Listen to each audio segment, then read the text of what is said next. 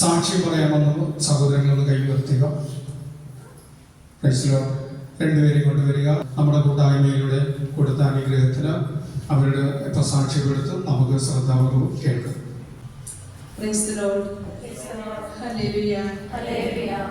നമുക്ക് ദൈവത്തിന് നന്ദി പറയാം.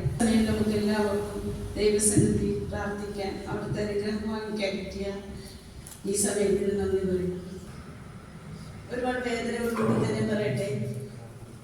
എനിക്ക് ഈ ഗ്രൂപ്പിനെ കുറിച്ചോ പ്രാർത്ഥനയെ കുറിച്ചോ ആദ്യമൊന്നും അറിയില്ലെങ്കിലും എൻ്റെ പ്രിയ ചങ്ങാതി വിജയപ്പോഴും പറയുമായിരുന്നു, ഇടയ്ക്ക് ചേച്ചി പ്രാർത്ഥിക്കണമെന്ന് എപ്പോഴും പറയുമായിരുന്നെങ്കിലും ഞാനത് കാര്യമേ എടുത്തിരുന്നില്ല.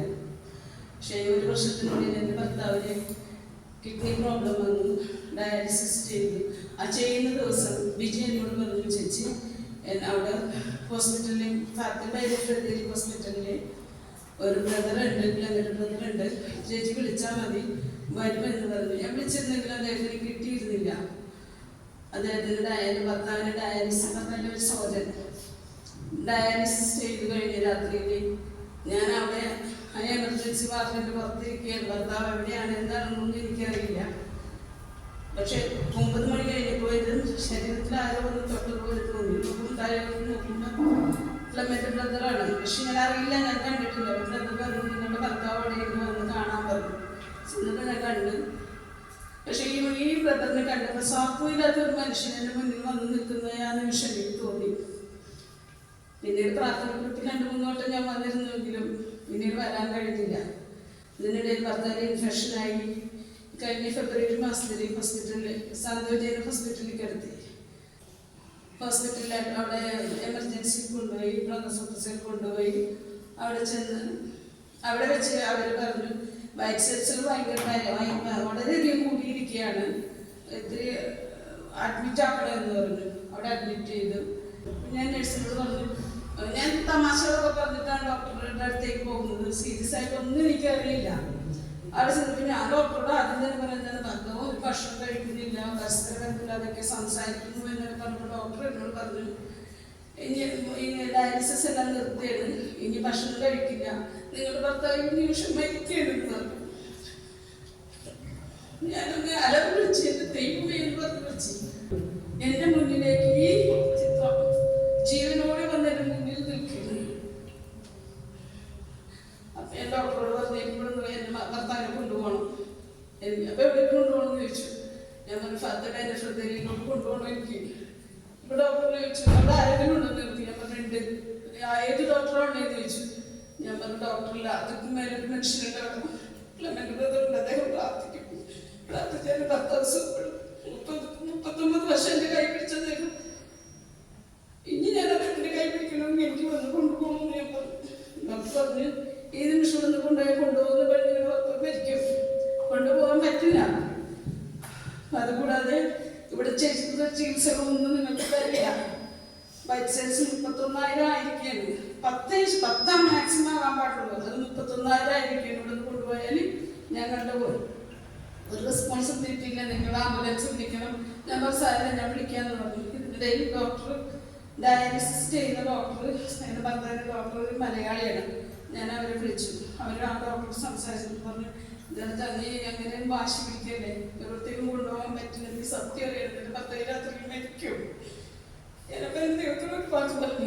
അദ്ദേഹത്തിൻ്റെ 2 പെണ്ണൊക്കെ നാട്ടിലാണ്. നിമിഷത്തിൽ സീരിയസ് ആണെന്നോ ഇങ്ങനെ ഡയാലിസിസ് ഒന്നും അറിഞ്ഞിട്ടില്ല. അവരൊന്നും വന്ന് കാണുന്നവരെങ്കിലും എൻ്റെ ഭർത്താവ് ജീവിച്ചിട്ടുണ്ട്. കൊച്ചുങ്ങളെല്ലാം എന്നോട് ചോദിക്കും, വരാൻ കഴിയുമായിരുന്നില്ലെന്ന് ഞങ്ങൾ അറിയിച്ചെന്ന് ചോദിക്കില്ല.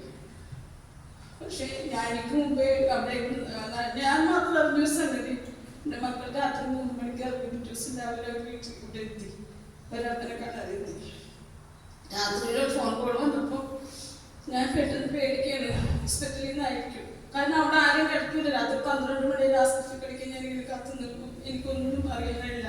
നമ്മുടെ നാട്ടിലാണെങ്കിൽ ഈ ശത്രുവിനോട് പോലും വിളിച്ച് പറഞ്ഞ പോലെ എത്തുന്നതാണ് മലയാളികൾ. ഇവിടെ ആരുമില്ല, ഒറ്റയ്ക്ക് മക്കൾക്ക് വരാൻ കഴിയില്ല, ആരുമില്ല.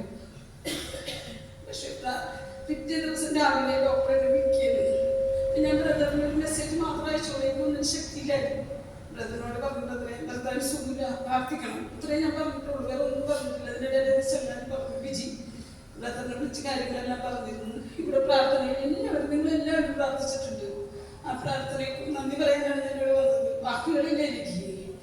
46 ദിവസം ഞാൻ എൻ്റെ ഭർത്താവിന് വേണ്ടി അവിടെ കിടന്ന് ആശുപത്രി കിടന്ന് കരഞ്ഞു. ഇവിടെ നിർത്തില്ലെന്ന് ഭാഷ പിടിച്ച് ഞാൻ പറഞ്ഞു, മരിക്കുമെന്ന് പറയുന്നതല്ലേ ഡോക്ടറെ, അദ്ദേഹത്തിന് ഞാനൊരു ശുശ്രൂഷയുടെ 39 വർഷം എന്നെ മാത്രം ശുശ്രൂഷ മനുഷ്യനെ ഒരു ദിവസം ശുശ്രൂഷ എന്താ എന്ന് പറഞ്ഞിട്ട് എല്ലാ ഡോക്ടറിനെ എന്തോ ദയ കൊണ്ട് ഒരു പെർമിഷൻ എടുത്ത് തന്നു. അവര് തന്നത് ഇവിടുന്ന് മരിച്ചു കൊണ്ടുപോകുമല്ല, അതുവരെ എന്നെ ശരിയുണ്ടാവുള്ളൂ എന്നായിരുന്നു. സദാ ഈ ചിത്രം എൻ്റെ മുന്നിലേക്ക് വരും. ഞാൻ അവിടെ മുട്ടുകുത്തി വീഴും. ഒരു മുട്ടുകുത്താൻ പോലും വയ്യാത്ത ഞാൻ അപ്പം മുട്ടുകുത്തി വീഴും. അപ്പൊ എന്നെ പിടിച്ചെഴുന്നേൽപ്പിക്കും. ആ ചിത്രത്തിനും ഒരു മണമുണ്ട്. ഞാനിപ്പോ ഇവിടെ വന്നപ്പോഴും എന്നെ നോക്കി ഒന്ന് കണ്ടിറക്കി കാണിക്കുകയും ചിരിക്കുകയും ചെയ്തു. അത്രയ്ക്ക് സ്നേഹവാനായിട്ടുള്ള ഒരു ചിത്രം ഞാൻ ശ്രദ്ധിച്ചിട്ടില്ലായിരുന്നു. പക്ഷെ അവൻ നമ്മളെ ശ്രദ്ധിക്കുന്നുണ്ടായിരുന്നു. നമ്മൾക്ക് സാരിയെ ശ്രദ്ധിക്കാൻ നേരമില്ലല്ലോ. ആ വെറും ചിത്രമല്ല, അതൊരു ജീവിക്കുന്ന ചിത്രമാണെന്നോ അന്ന് സന്ധ്യ ഹോസ്പിറ്റലിൽ വെച്ച് എനിക്ക് മനസ്സിലായി. എന്റെ ഭർത്താവ് വീട്ടിലാണ്. 46 ദിവസത്തെ ആശുപത്രിവാസം കഴിഞ്ഞ് സുഖം പ്രാപിച്ചു കൊണ്ടുപോയ അസുഖം എന്തോ അത് മാറി. ഡയാലിസിസ് ഒന്നും അതും ഇനി ഇവന്റെ അടുത്ത് മാറ്റും എന്ന് ഞാൻ വിശ്വസിക്കുന്നു. ഇത്രയൊക്കെയുള്ള എനിക്ക് പറയാനായിട്ട് നിങ്ങളുടെ പ്രാർത്ഥനയ്ക്ക് ഒത്തിരി നന്ദിയുണ്ട്. നിങ്ങൾക്ക് എല്ലാവർക്കും നന്ദി പറഞ്ഞു, നിങ്ങളുടെ സ്നേഹത്തിന് നന്ദി പറഞ്ഞു. അതുപോലെ ബന്ധങ്ങളോട് സാർത്ഥതയില്ലാത്ത ഈ മനുഷ്യന്റെ പ്രാർത്ഥന ദൈവസന്നിധിയിൽ ഗുണമേറ്റിയതുകൊണ്ട് എന്റെ ഭർത്താവിനെ ചിരിച്ചിരിക്കുന്നു. മരണം അത് ദൈവം എടുത്തോണ്ട് പോകുമ്പോൾ പോയിക്കോട്ടെ, പക്ഷെ കാരണമില്ലാണ്ട് പെട്ടെന്ന് ആ രാത്രി അദ്ദേഹം മരിക്കുമ്പോൾ മക്കളെ കണ്ടില്ല, എന്നോടൊരു വാക്ക് പറഞ്ഞില്ല. അതായിരുന്നു എന്റെ ഭയം. എന്തായിരിക്കും അദ്ദേഹത്തിന് പറയാനുണ്ടായിരുന്നു? ഒരു പരാതികളില്ല, വേദനകളൊന്നും പറയാത്തൊരു മനുഷ്യൻ പെട്ടെന്ന് അധികാരമില്ല. എനിക്ക് ഇന്നത് വന്നു മരിച്ചു. പക്ഷെ ഞാൻ ചെന്നപ്പോൾ എന്നോട് ചോദിച്ചു, ഡോക്ടർ എന്ത് പറഞ്ഞു എന്ന് ചോദിച്ചു. ഞാൻ പുറത്തുനിന്ന് കരഞ്ഞെങ്കിലും ചേട്ടൻ ഞാൻ എണീറ്റ്. ഞങ്ങൾക്ക് അറിയേണ്ട നിമിഷങ്ങളല്ല ഇത് ഇവിടെ ഉയർത്തെഴുന്നേൽപ്പിന്റെ നിമിഷങ്ങളാണ്. ജോബിന്റെ പുസ്തകത്തിലുണ്ട് 6:6 പറയുന്നുണ്ട്, മുട്ടയുടെ വെള്ള അതിനെന്തെങ്കിലും രുചിയുണ്ടോ? ഉപ്പില്ലാത്ത ആഹാരം കഴിക്കാൻ കഴിയുമോ? ശരിയല്ലേ? കിഡ്നി അന്ന് ജോബിന് കിഡ്നി രോഗം ഉണ്ടായിട്ടുണ്ടെന്ന് അപ്പോൾ ഞാൻ മനസ്സിലാക്കിയത്. കാരണം കിഡ്നി രോഗികൾക്ക് ഡോക്ടർമാർ നിർദ്ദേശിക്കുന്ന ഒന്നാണ് അത്. ആ ജോബിന്റെ ജീവിതത്തിൽ കടന്നുപോയ നിമിഷങ്ങളായിരുന്നു ഈ 46 ദിനങ്ങളെല്ലാം. ആ മുകളിൽ എഴുതിക്കുന്ന വാക്ക് കൃത്യമായിട്ട് ഇങ്ങനെ സ്ക്രീനിൽ തെളിയുന്നു. ഭയപ്പെടേണ്ട, ഞാൻ നിന്റെ കൂടെയുണ്ട്. ഞാനിത് ശ്രദ്ധിച്ചിട്ട് പോലുമില്ല. സത്യമായി ഞാൻ പറയുന്നത് ഞാൻ ശ്രദ്ധിച്ചിട്ടില്ല. ഇനിയിപ്പോ ഒന്നും പറയാനില്ല. എല്ലാവർക്കും നന്ദി നന്ദി നന്ദി.